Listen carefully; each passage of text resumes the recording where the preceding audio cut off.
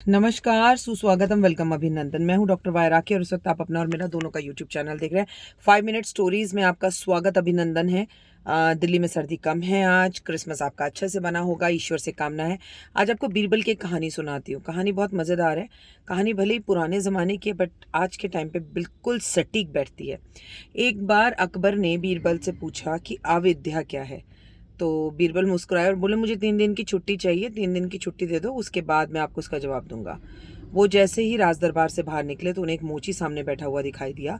उन्होंने मोची से कहा कि मेरे लिए जूती बना दो।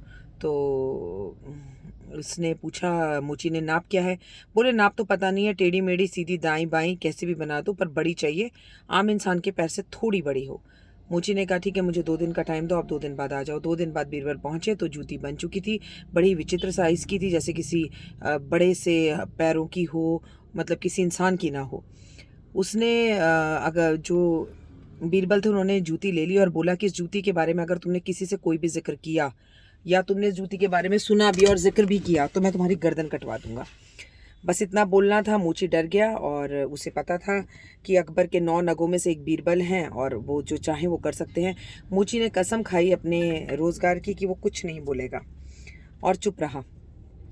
अब क्या किया बीरबल ने, जाते जाते शाम के टाइम पर मस्जिद के अंदर एक जूती जो थी उसका सीधा पैर फेंक दिया और एक जूती को वो छुपाकर अपने घर ले गया और अपनी बेगम को दे दिया छुपा कर रखने के लिए, मतलब अपनी पत्नी को दे दिया। समझ रहे हैं आप? उसके बाद फिर क्या था?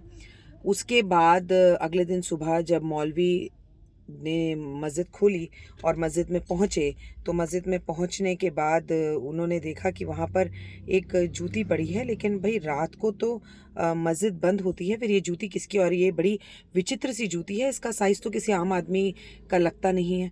उसने सोचा ज़रूर अल्लाह आया होगा मस्जिद में रात को और ये अल्लाह की जूती है। उन्होंने उसे माथे पर लगाया, चूमा चाटा, बड़ा खुश हुआ और ये बात पूरे के पूरे नगर में फैल गई। जब ये बात पूरे नगर में फैल गई तो ये बात फैलते फैलते अकबर तक भी पहुंची। अकबर ने कहा वो जूती लाकर दिखाई जाए।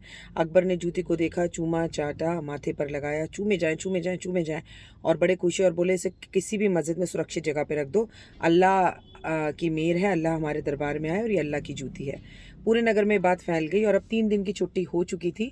और बीरबल को दरबार में देखकर सबसे पहले अकबर ने पूछा कि अविद्या क्या है? बोले, ये जो आपने जूती को अभी चूम चूम कर चाटा, यही अविद्या है। बोले, मतलब? बोले, मेरे दादाजी की जूती नहीं मिल रही है। बोले, तुम्हारे दादाजी की दूसरी जूती है? कह रहे, हाँ, एक जूती तो है, उस जूती को पहनकर अक्सर बाथरूम जाया करते थे। कह रहे, लाकर दिखाओ। जब जूती लाकर दिखाई तो वो विचित्र जूती का जोड़ी थी। तो बोले, ये तो मौलवी भी लाया था, उसी का जोड़ी है और मैंने इसे चूमा चाटा, माथे पर लगाया, क्या क्या नहीं किया। तो बीरबल मुस्कुराए और बोले, यही अविद्या है। जिसने जो कहा वो मान लिया कि ये अल्लाह की जूती है और अल्लाह की जूती समझ लिया उसे और उसे चूमना चाटना शुरू कर दिया। इसलिए पूरी तरह से समझिए, कहानी ज़रूर अकबर बीरबल के ज़माने की है लेकिन आज भी बिल्कुल ऐसा ही हो रहा है। हम कर्मों पर विश्वास नहीं करते, हम चमत्कार को नमस्कार करते हैं। हम कर्म नहीं करना चाहते, माता पिता की सेवा नहीं करना चाहते, घर की पहली रोटी गाय को नहीं देना चाहते, घर आए मेहमान का मान सम्मान नहीं करना चाहते, किसी भूखे को खाना नहीं पूछना चाहते, अपने दोस्तों अपने कुलीगों से प्यार से बात नहीं करना चाहते, अपने भाई की हम तरक्की नहीं देख पाते। तो अपने आप को बदलिए और किसी भी अविद्या के शिकार मत हुइए। विद्या बहुत खूबसूरत है, बहुत ही अच्छी है और विद्या बांटने से बहुत और ज़्यादा बढ़ती है।